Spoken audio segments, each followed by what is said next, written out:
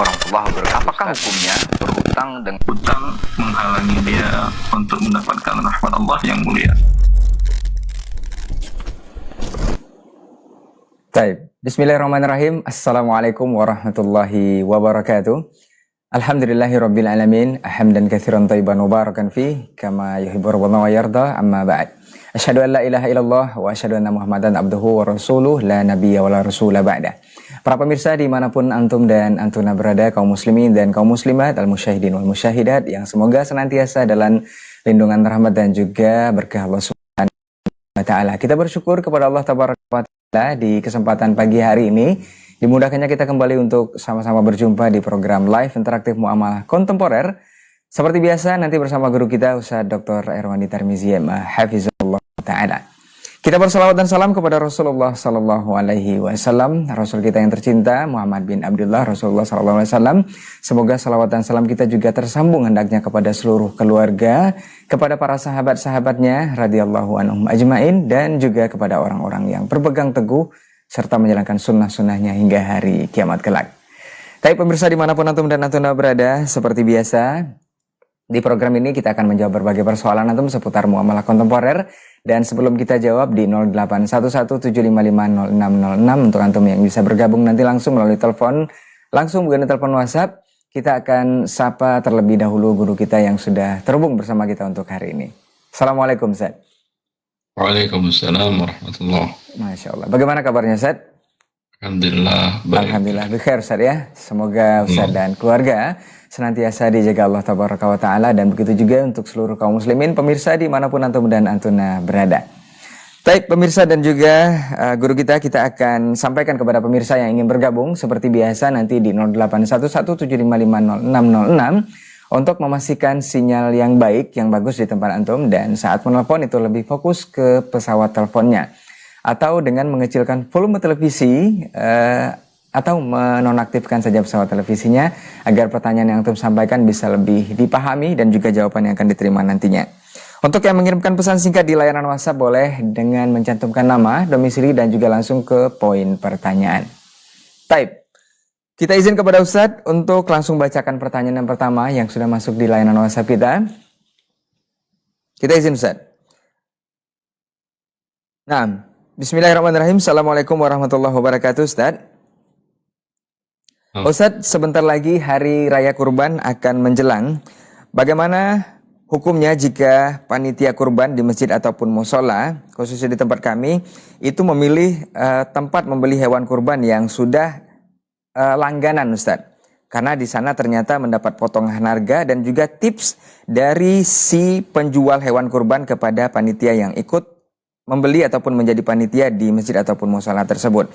Apakah tips ini boleh diterima oleh panitia dan itu sejatinya tidak diketahui oleh banyak jemaah yang ikut berkurban di sana? Nah, Ustaz. Alhamdulillah wassalatu wassalamu ala Rasulillah wa alihi wa sahbihi wa man ihtada bihuda wa ba'du. Tergantung antara akad panitia dengan pemilik hewan kurban. Nah. Kalau akadnya dengan mereka adalah jual beli, tipsnya halal. Baik. Tapi tidak mungkin akadnya jual beli. Kenapa tidak mungkin? Andai setelah hewan dibeli, ya, kemudian hewannya kemudian mati, diantar, kemudian sebelum disembelih qadarullah hewan mati, panitia mau tanggung jawab? Enggak. Ya, saya mau. Mereka volunteer, kebanyakannya volunteer, kemudian menanggung harga hewan puluhan juta, ya tidak ada yang mau lah.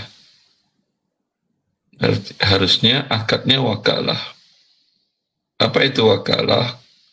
Mereka membeli, menjual, membeli, menyembelih, kemudian mencacah, mendistribusikan, itu mendapatkan kuasa dari si para pekurban, peserta kurban. Karena akadnya wakalah, bila ada risiko mereka tidak menanggung. Seperti resiko mereka tidak menanggung, keuntungan tidak boleh mereka ambil dalam pembelian. Nabi SAW memberikan kepada Urwah bin Ja'ad al-Bariki uang 1 dinar untuk membeli hewan kurban 1 ekor. Masa itu sampai sekarang pun 1 ekor dapat dengan 1 dinar. Dan alhamdulillah dia mendapatkan 2 ekor dengan 1 dinar. Dia beli agak keluar dari kota Madinah. Dia bawa pulang ke Nabi SAW dan ternyata tengah jalan ada yang beli.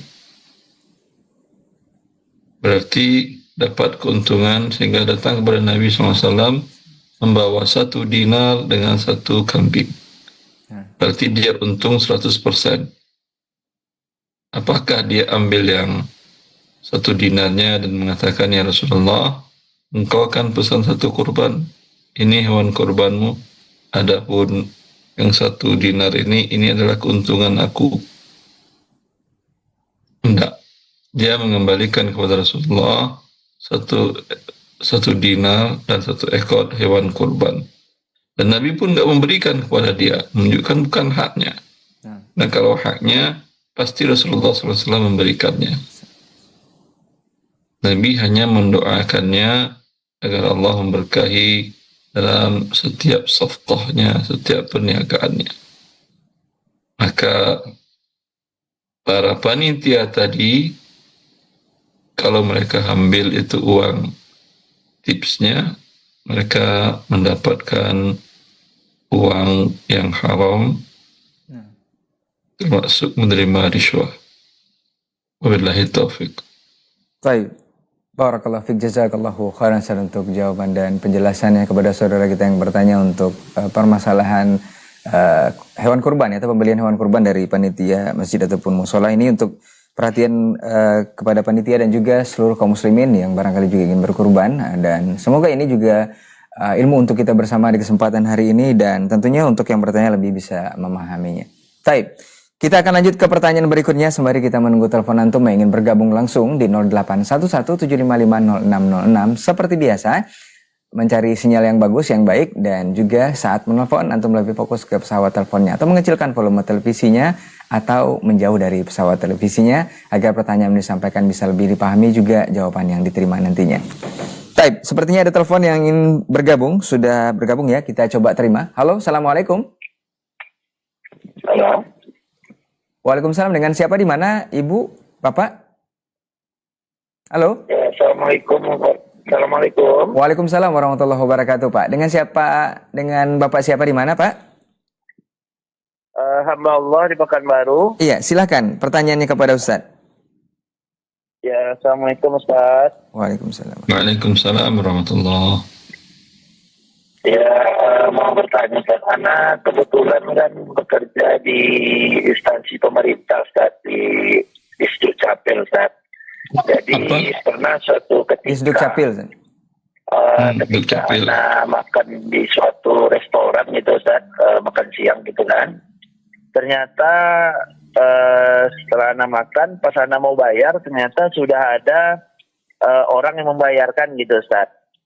Dan ternyata setelah itu anak baru tahu bahwa orang yang membayarkan itu adalah orang yang pernah kebetulan berurusan sama kita waktu dia pengurusan KK dan KTP gitu Ustaz. Cuma kan itu kan di luar pengetahuan anak, ternyata dia mentraktir gitu Ustaz.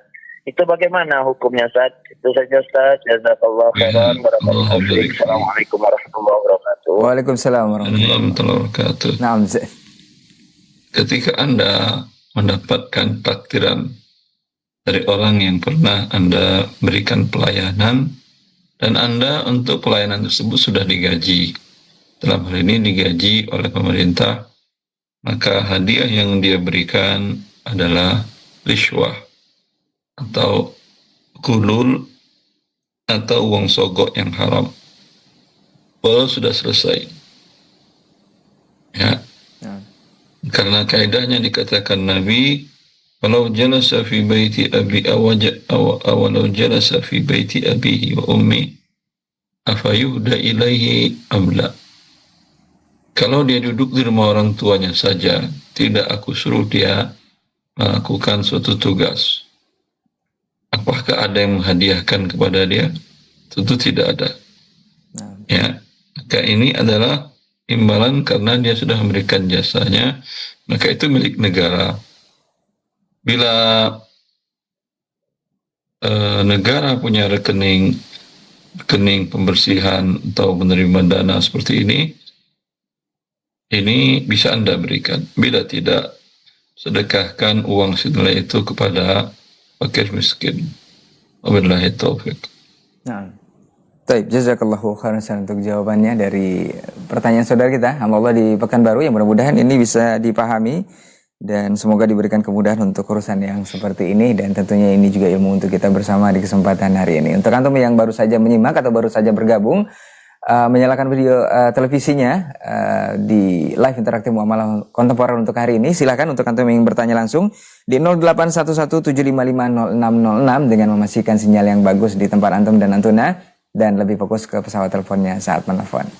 Baik, kita akan lanjut ke pertanyaan berikutnya di layanan WhatsApp kita. Assalamualaikum warahmatullahi wabarakatuh, Ustadz. Ustadz, jika ditraktir oleh teman kita yang memang diketahui bekerjanya di tempat riba, Ustadz, dan tidak ada pendapatan lain selain dari tempat tersebut, bagaimana hukumnya? Saya mau ganti biaya tersebut tapi teman tidak bersedia. Apakah harus kita sedekahkan ke fakir miskin senilai harga makanan yang sudah kita makan, Ustaz? Barakallahu fiik. Allah barik fiik. Iya, betul. Berikan kepada, keluarkan seharga yang Anda makan kepada fakir miskin. Wabillahi taufiq. Nah, baik. Semoga yang bertanya bisa memahami, dan ini ilmu juga untuk kita di kesempatan hari ini. Kita lanjut ke pertanyaan berikutnya. Dari Abu Ibrahim di Bogor, Ustaz. Assalamualaikum, Ustaz. Ustaz, apakah seorang istri yang berniat menggugat cerai, tapi ditunda-tunda tetap harus diberikan nafkah? Meninggalkan rumah suami lebih dari 6 bulan, Ustaz. Syukron, Ustaz, untuk jawabannya. Tanyakan ke Ustaz yang lainnya. Wabillahi taufiq. Nah, Ustaz. Baik, kita akan lanjut ke pertanyaan berikutnya, masih di layanan WhatsApp kita. Assalamualaikum, Ustaz. Ustaz, apakah sah pemberian dari orang tua yang memberikan kepada anaknya harta, Ustaz? Anaknya dibagikan masing-masing harta sebagian itu sudah dikuasai anak, dan sebagian harta masih atas nama orang tua. Saya broker tanah, apakah boleh saya menjualkannya, Ustaz? Nah, yang sudah diterima anak sah menjadi miliknya.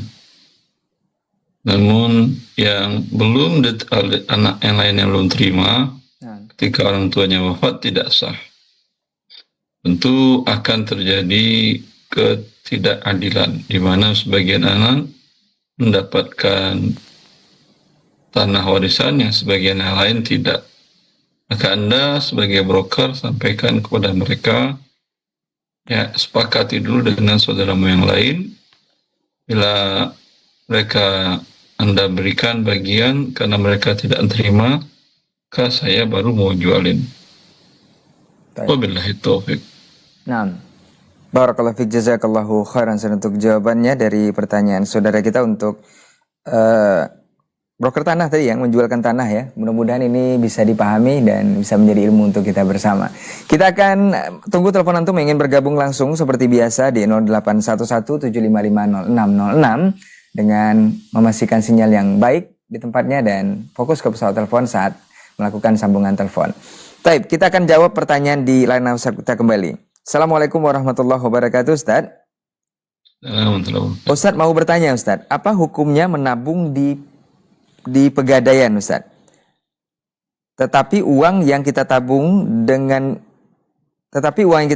dinilai dengan emas. Jadi total tabungan kita nanti bukan dalam bentuk rupiah, tapi dalam bentuk emas, Ustaz. Syukran, Ustaz. Ini berarti membeli emas dengan cara tidak tunai, masuk hukumnya riba. Kecuali ketika Anda setorkan uang tabungan, Anda minta fisik emasnya. Lalu Anda katakan, nih saya titipkan atau saya serahkan, pada waktunya saya ambil emas, itu boleh. Adapun saat Anda store uang, tidak pernah Anda terima emas, lalu tahu-tahu diberikan emas, ini berarti riba. Wabillahi taufiq.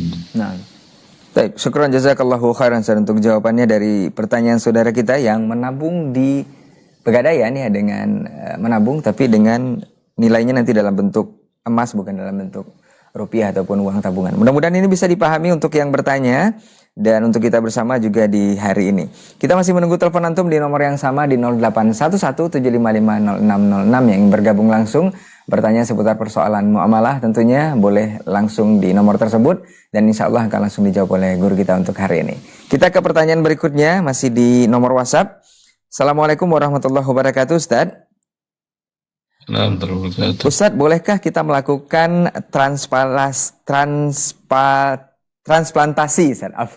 Transplantasi rambut, Ustaz. Simpelnya, itu memindahkan rambut dari area yang masih lebat ke area yang botak atau tipis dengan proses medis dengan biaya yang fantastis, Ustaz. Ini bertingkat-tingkat. Apakah ini boleh dilakukan atau seperti apa, Ustaz? Syukran.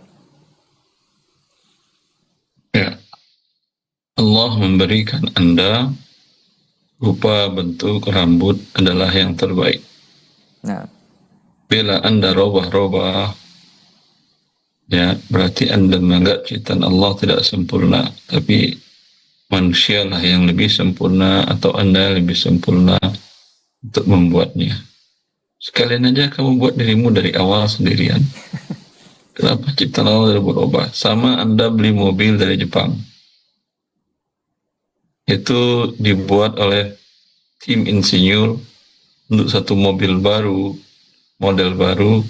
Itu saya dengar dari teman-teman yang bekerja di perusahaan-perusahaan mobil itu, lebih dari 300 insinyur ahli di bidang-bidangnya. Nah.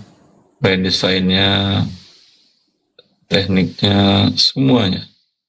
Lebih 300 ahli. Bila ada yang Anda modifikasi, itu maka bukan malah menjadi baik, menjadi jelek. Ya, lihatlah mobil yang dimodifikasi, itu jadi jelek jadinya, bahkan terkadang tidak layak jalan.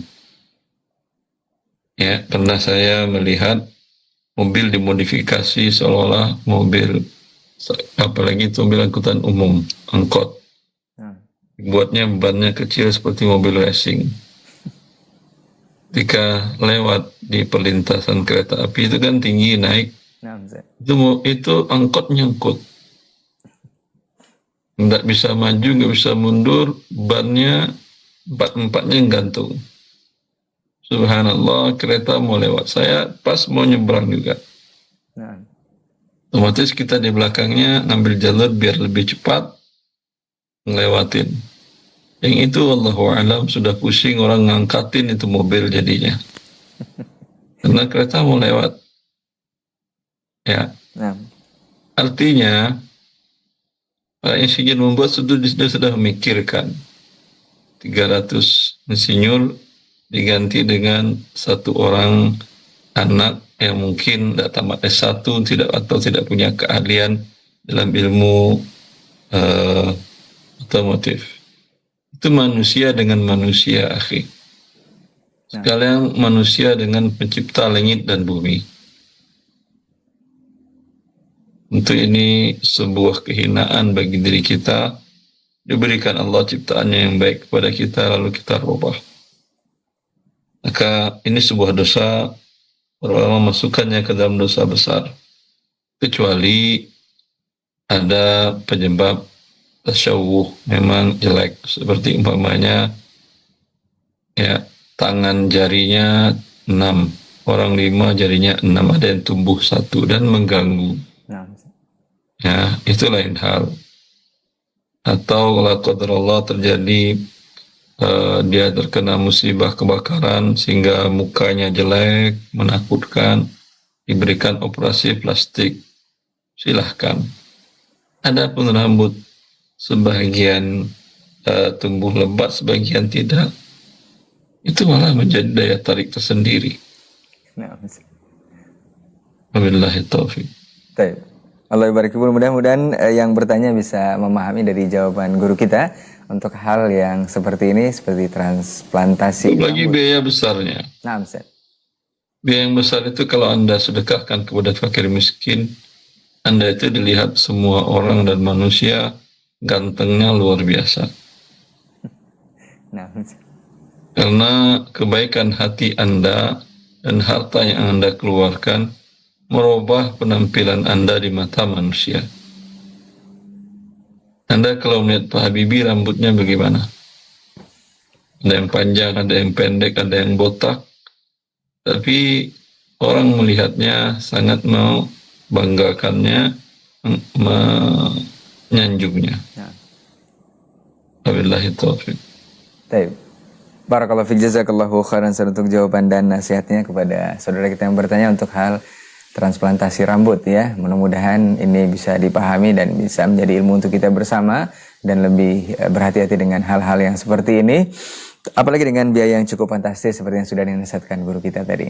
Baik, kita akan coba menjawab kembali pertanyaan berikutnya sembari kita menunggu antum di nomor yang sama di 0811755606 dengan telepon langsung, bukan di telepon WhatsApp, dengan memastikan sinyal yang baik dan fokus ke pesawat telepon saat melakukan sambungan telepon. Baik, kita jawab pertanyaan berikutnya. Assalamualaikum warahmatullahi wabarakatuh, Ustaz. Ustaz mau bertanya, sehubungan uang gaji bulanan yang diberikan ke istri, semua keperluan rumah tangga termasuk pendidikan anak dan hal-hal lain urusan keluarga, apakah gaji bulanan tersebut sudah dinamakan nafkah buat istri? Sebaiknya bagaimana pengaturan operasional rumah tangga dan nafkah istri itu sendiri, Ustaz? Syukron, jazakallah khairan, Ustaz. Allah barik fiik. Ya, Anda mendapatkan gaji atau harta, ambil dulu untuk Anda. Berikan ke istri sebagian kebutuhan ke anak-anak. Kalau mereka belum cakap mengelola untuk biaya hidup, ya, berarti sediakan dulu untuk biaya hidup bersama. Berapa persen umpamanya dari gaji Anda, dari pendapatan Anda. Sekian persennya ambil untuk kebutuhan Anda di luar biaya hidup pokok. Untuk istri juga begitu, untuk anak juga begitu. Wabillahi taufiq. Nah, barakallahu fiik, jazakallahu khairan untuk jawaban dan nasihatnya. Mudah-mudahan ini menjadi solusi untuk yang bertanya untuk pengaturan masalah keuangan di rumah tangga. Semoga bisa dipahami dan tentunya ini juga ilmu untuk kita bersama di hari ini. Kita akan lanjut ke pertanyaan berikutnya. Assalamualaikum Ustadz. Ustadz, apakah ketika saya mengirimi uang ke seseorang, misalkan ibu Ustadz, dan kebetulan teman saya juga butuh dolar di sini.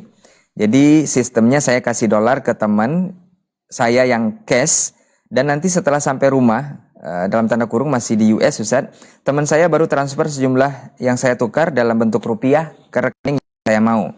Jadi tidak langsung penukaran tersebut Ustadz. Apakah ini jatuhnya riba dan memang itu tidak ada tanda bukti Ustadz? Jadi ketika saya bertemu dia, saya langsung kasih uang ke beliau ini dan tentu saya di situ terjadi transaksi seperti teman saya akan bilang dapatnya sekian dalam tanda kurung dengan menyesuaikan kurs Ustaz saat kita transaksi tersebut. Nah, Ustaz. Dan tidak ada transfer real time pada waktu disepakati tadi. Tidak ada Ustaz, tidak ada bukti Ustaz. Kalau nggak perlu bukti, yang penting masuk nggak ke rekening Indonesia di saat itu. Saya jelaskan yang halalnya. Kalau Anda mengatakan kepada teman tadi, ini $1.000 US, sekarang dengan 17.300.000 rupiah. Ya, tolong di hadapan saya juga transferkan ke rekening ini. Ini ibu, adik atau siapa saya atau istri saya. Ditransferkannya dan dia perlihatkan kepada Anda atau di WA-kan kepada Anda bukti transfernya di waktu itu juga. Atau Anda telepon, Anda hubungin istri atau ibu atau siapa, mereka mengatakan iya udah masuk, itu boleh. Tapi disepakati kursnya 17.300.000 rupiah. Baru nanti dia transferkan. Ini namanya riba. Tidak ada pertukaran tunai. Wabillahi taufiq. Baik, barakallahu fiik, jazakallahu khairan untuk jawabannya. Semoga saudara kita yang bertanya untuk transferan uang ini mudah-mudahan bisa dipahami dan menjadi ilmu untuk kita bersama. Kita coba terima di 0811755606 yang bergabung langsung. Halo, assalamualaikum. Waalaikumsalam warahmatullahi wabarakatuh. Iya, dengan siapa di mana Ibu? Dari Pekanbaru, Umat Fakir. Iya, silakan Ibu pertanyaannya kepada Ustaz. Pertanyaannya sehubungan dengan yang pengaturan pemberian operasional rumah tangga dengan nafkah istri itu.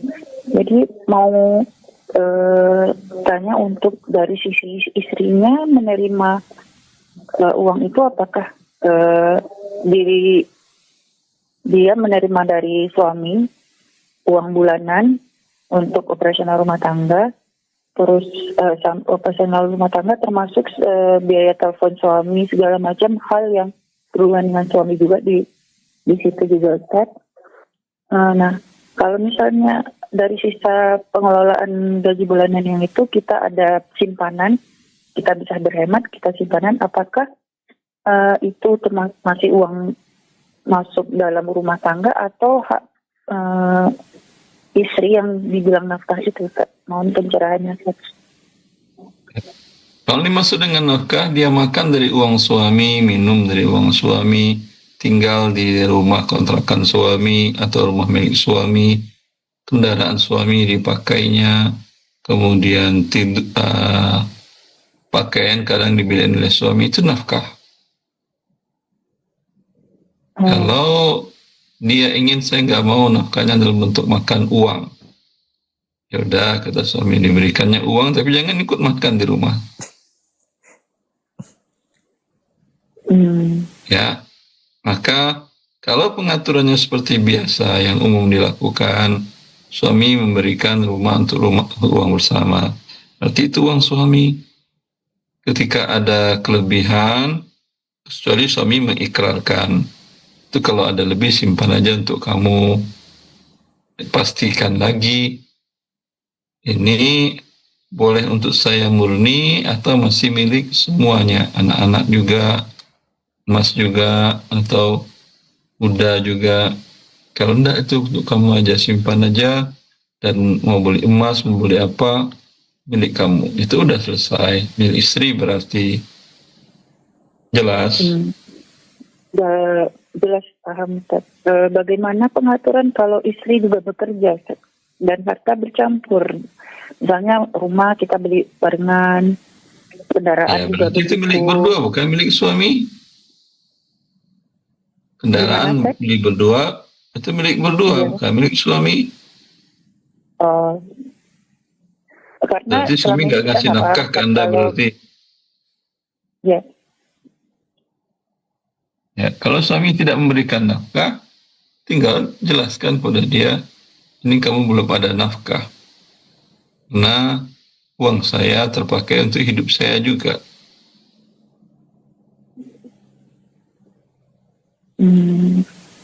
Baik. Halo Ibu.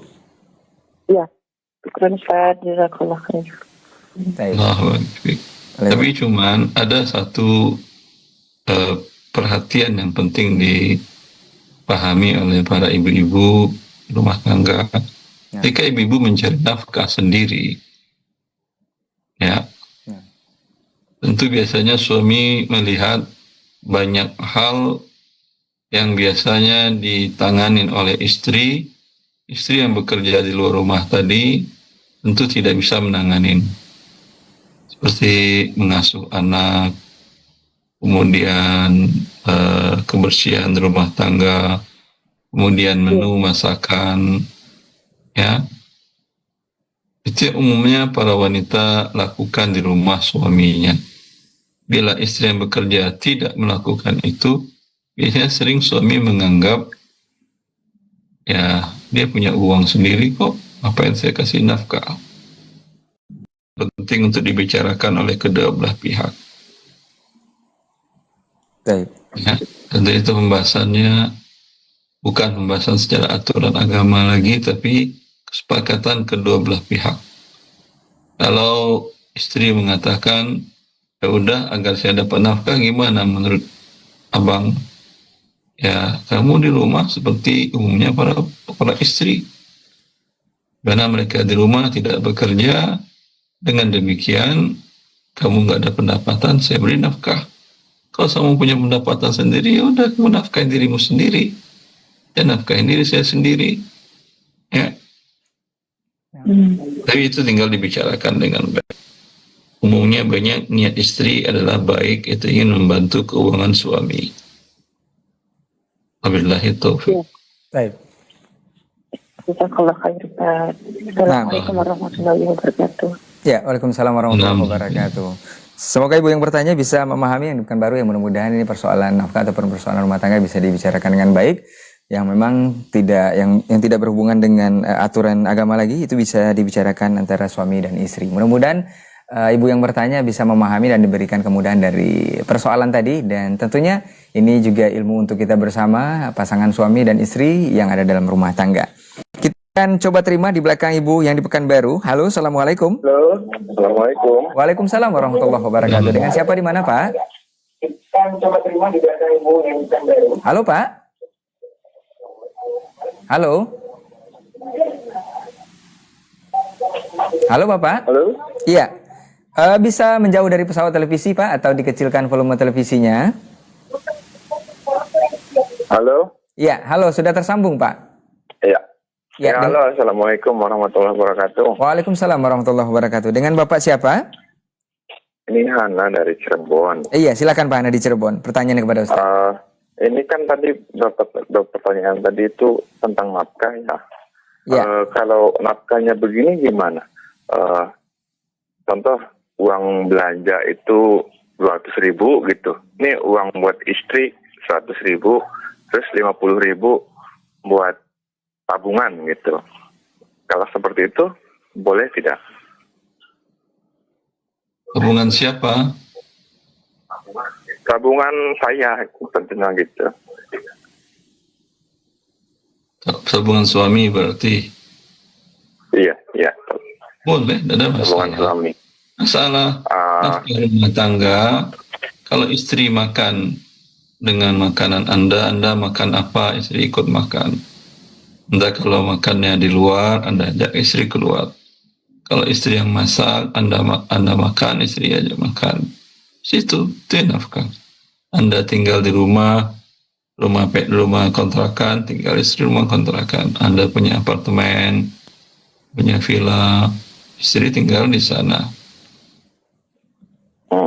Di luar itu, Anda ingin berikan uang tunai untuk dia bebas membeli pernak-pernik aksesoris hidupnya, silahkan. Mau tanya lagi boleh, Ustaz? Ada satu pertanyaan tapi beda tema. Ya. Silakan, Pak.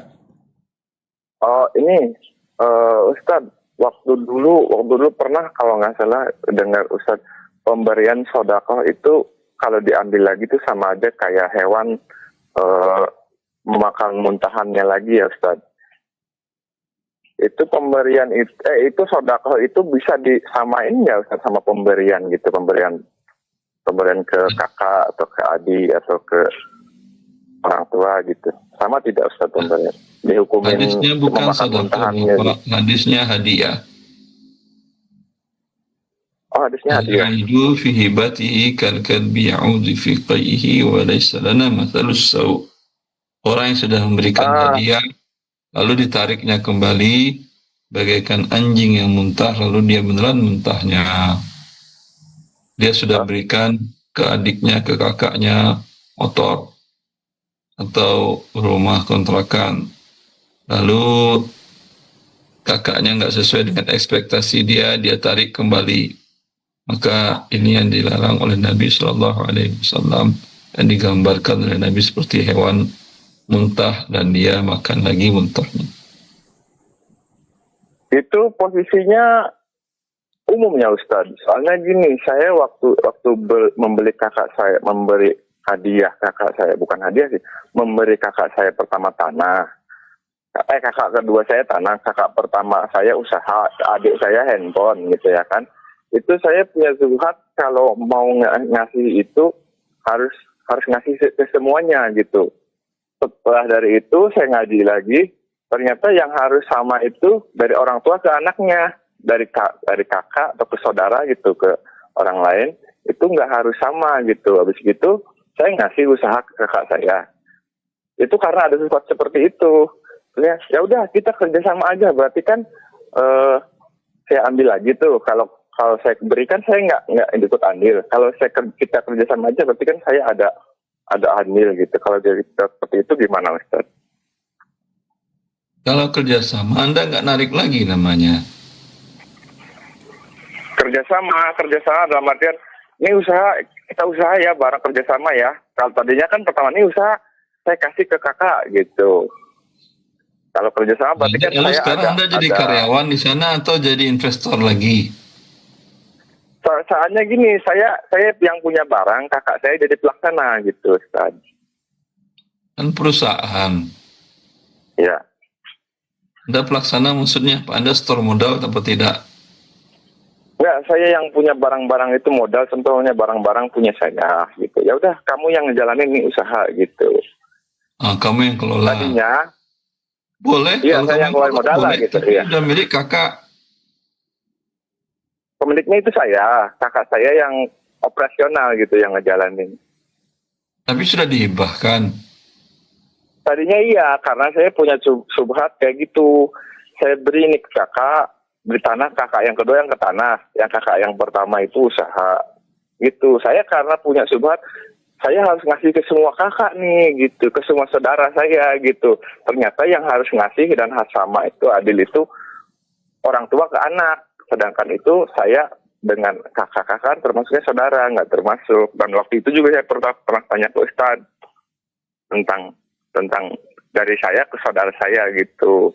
Nah kalau saya kasih usaha, terus kemudian hari ya udah kerjasama aja, ayo. Pak. Ya Pak. Menurut saya ini masuk dalam zahir larangan Nabi Shallallahu Alaihi Wasallam. Termasuk ya Ustadz. Karena sudah diberikan, tidak boleh diambil lagi. Walau Anda berikan karena ada pemahaman yang salah. Nah. Oh gitu ya udah. Oke, Karena masuk dalam hadis itu tidak dijelaskan kalau dalam kondisi salah boleh tarik lagi. Apakah hibahnya menjadi tidak sah? Tidak. Hibah hadiah tetap sah. Nah. Allahu a'lam. Baik, barakallahu fiik, jazakallahu khairan untuk jawaban dari Pak Hana di Cirebon ya. Mudah-mudahan bisa dipahami dari jawaban yang sudah disampaikan oleh guru kita dan semoga diberi kemudahan dari permasalahan yang sedang dihadapi. Baik, kita akan lanjut ke pertanyaan berikutnya sembari kita menunggu telepon antum di nomor yang sama di 0811755606 melalui telepon langsung. Kita jawab dulu pertanyaan di layanan WhatsApp. Assalamualaikum Ustadz. Ustadz mau bertanya, anakku suaminya usaha ikan peku dan berbagai macam ikan diantar ke pelanggan tiap hari Ustadz. Membayarnya melalui rekening bank BCA. Dia tidak punya bank BSI. Kalau istrinya belanja online, pembayarannya melalui bank ribawi tersebut. Bagaimana hukumnya Ustadz? Syukron Ustadz. Transaksinya sah, yang haram dia berdosa menempatkan dananya dengan mendapatkan bunga ribawi. Nah. Wabillahi taufik. Baik. Jazakallah khair Ustaz untuk jawabannya. Semoga yang bertanya bisa memahami. Kita ke pertanyaan berikutnya. Assalamualaikum Ustaz, izin bertanya. Ustaz bolehkah ikut arisan yang mana untuk pengocokannya itu bebas siapa dulu yang membutuhkan? Apakah ini dibolehkan Ustaz? Mohon pencerahannya. Syukron Ustaz. Boleh. Alhamdulillah. Baik, jazakallah khairan untuk jawabannya. Semoga ibu yang bertanya bisa memahami dari jawaban guru kita tadi. Dan untuk antum yang ingin bergabung langsung silahkan ke 0811755606. Sembari kita jawab lagi pertanyaan yang ada di layanan WhatsApp kita. Cukup sekitar 6-7 tahun yang lalu itu saya mengikuti program pelatihan kerja di Jakarta Ustaz. Terpilih sebagai salah satu dari 25 peserta terbaik dari ratusan pendaftar seluruh Indonesia. Sebelum berangkat, pihak penyelenggara menginformasikan bahwa setelah pelatihan selesai, itu akan disalurkan ke perusahaan mitra mereka dengan syarat gaji dipotong 2 jutaan per bulan selama 12 bulan. Total itu 24 juta, Ustadz. Saya menyetujui secara lisan sebelum berangkat. Namun sesampai di Jakarta, tiba-tiba saya diminta menandatangani dokumen yang isinya, yang pertama, denda 12 juta jika berhenti saat pelatihan. Kemudian denda 24 juta jika tidak mau disalurkan bekerja ke mitra setelah pelatihan. Saya merasa tertekan untuk menandatangani dan tidak ingin mengecewakan orang tua yang sudah merantau jauh dari kampung ke Jakarta. Nah, setelah pelatihan selesai, ternyata sebagian besar mitra yang ditawarkan adalah perusahaan bermasalah secara syar'i. Ada bank, diskotik, dan lainnya. Akhirnya memilih pulang kampung tanpa bekerja dengan mitra tersebut. Pertanyaannya, Ustadz, apakah denda dalam klausul yang saya tanda tangani tersebut menjadi hutang yang wajib ditunaikan? Karena saya tidak jadi bekerja di mitra mereka walaupun di perusahaan yang mubah. Di perusahaan yang mubah saya tetap khawatir terjadi ikhtilat. Syukran, Ustaz. Kalau di perusahaan yang haram Anda tidak mau seperti yang disampaikan, Anda tidak ada hutang di dunia dan di akhirat. Adapun kalau di perusahaan yang mubah, ya, karena khawatir ikhtilat, Anda tetap terkena hutang yang wajib Anda bayar. Karena Anda mau tidak ikhtilat di mana? Nah, Angkutan umum ada ikhtilat, ada keluar rumah ada ikhtilat. baik. Wabillahi taufiq. Baik, barakallahu fiik, jazakallahu khairan untuk jawaban pertanyaan dari saudara kita yang cukup panjang. Mudah-mudahan bisa dipahami dan ilmu untuk kita bersama di hari ini. Dan sepertinya ini adalah pertanyaan terakhir yang bisa kita bacakan. Dan seperti biasa, sebagaimana biasa kita akan dengar sedikit nasihat singkat dari guru kita sebelum kita tutup kajian. Falyatafadhal mashkur, Ustaz. Bani wa akhwati fillah, mencari rezeki Allah Azza wa Jal. Bila Anda seorang laki-laki, hukumnya diwajibkan untuk menafkahi diri sendiri. Karena Nabi mengharamkan seseorang yang tidak bekerja karena malas, bukan karena ketidakmampuannya fisik dan mentalnya. Nah, Maka bekerja menjadi wajib untuk menafkahi diri sendiri dan tidak memberatkan, membebani orang-orang dekat dari kita. Wallahu li taufiq wa sallallahu ala nabiyyina Muhammad. baik. Barakallahu fiik, jazakallahu khairan untuk materi kita ataupun pertemuan kita di hari ini. Semoga apa yang sudah disampaikan oleh guru kita, baik itu ilmu ataupun jawaban pertanyaan dari persoalan-persoalan antum seputar muamalah, bisa menjadi ilmu dan kepahaman untuk kita bersama di hari ini, khususnya untuk antum dan antuna para pemirsa Asil TV yang menyimak dan ikut bertanya di 0811755606, apakah itu telepon langsung ataupun pesan singkat di layanan WhatsApp kita. Semoga di pekan berikutnya kita akan bersama guru kita kembali guna menjawab berbagai persoalan antum seputar muamalah kontemporer, tentunya hanya di Asil TV dan bersama guru kita Ustaz Dr. Redmani Tarmizi MA Hafizahullah Ta'ala. Afwan untuk semua salah kata dan gila bicara. Semoga Allah mudahkan kita ketemu di pekan berikutnya. Kita tutup dengan doa kafaratul majelis. Subhanakallahumma wa bihamdika asyhadu an la ilaha illa anta astaghfiruka wa atubu ilaik. Wassalamualaikum warahmatullahi wabarakatuh. warahmatullahi wabarakatuh. Apakah hukumnya berhutang dengan Hutang menghalangi dia untuk mendapatkan rahmat Allah yang mulia.